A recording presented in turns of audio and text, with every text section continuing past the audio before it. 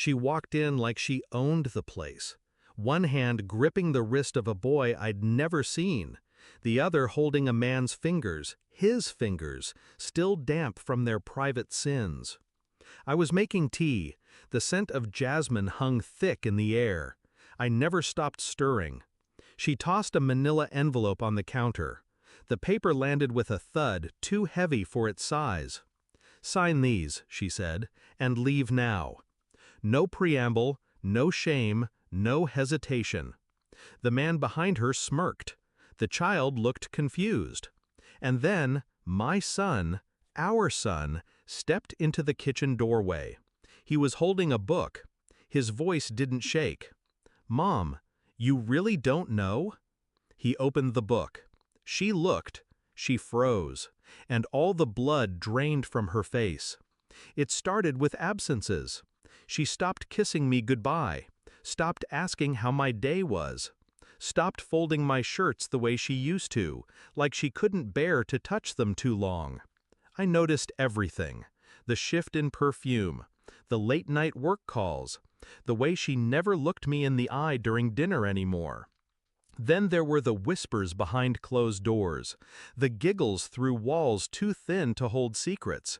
At first, I told myself it was exhaustion, boredom, a phase. But lies leave fingerprints, and she stopped cleaning hers off.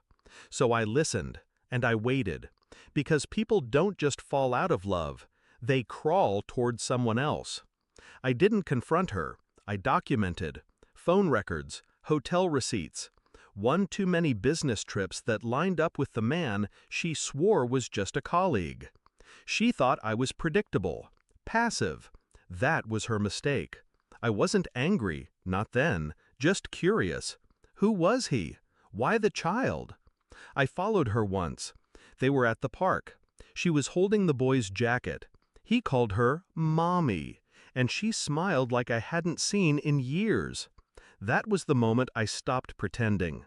I went home, checked dates, did math. The boy was 8. We've been married 11 years. She had a child while married to me, raised him in shadow, and brought him into my house like I was the stranger. So I began collecting. DNA sample, easy. Toothbrush from the trash. Hers, his, the boy's, and one from our son, out of caution. Weeks passed. The results arrived in a brown envelope, unmarked.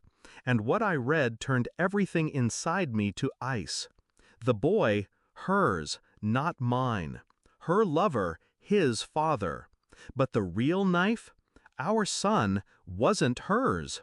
Biologically, genetically, factually, no relation. The child we raised together? She'd stolen him.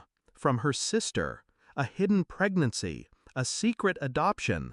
Arranged quietly after the sister's overdose. A twisted game of charity she never confessed. And she raised him like he was hers. Used him as proof of motherhood while hiding another son born of infidelity.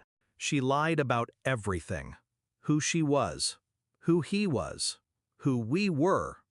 I didn't react. I didn't cry. I printed the documents, tucked them into the back cover of my son's favorite book, the one she never read to him. And I waited for her to arrive. When she told me to sign those papers, it felt rehearsed, a line she'd practiced in her mirror with the man beside her. But the moment our son opened the book, the moment she saw the report taped inside, her entire face collapsed. She reached for it. He pulled it back. His voice was quiet, controlled. "I thought you loved me." She couldn't speak, couldn't breathe. Her lover looked confused, then alarmed. I turned to him. "She never told you, did she?" He stepped back. I looked at her, not angry, just done. "You asked me to leave," I said, "but you've been gone a long time." Then I turned to my son. "Get your bag." He didn't hesitate.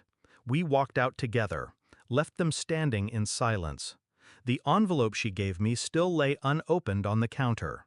Theirs was never a family, just a performance, and the curtain had finally dropped. I didn't look back. I don't wonder how she explained the truth to that boy, or what the man did when he realized who he'd truly been sleeping with. That's not my concern. Some truths don't need to be spoken. They just need to be shown. I didn't lose a wife. I shed a mask and found my son staring up at me, not with confusion, but with understanding. She wanted me to disappear. Instead, I let her drown in everything she pretended to be.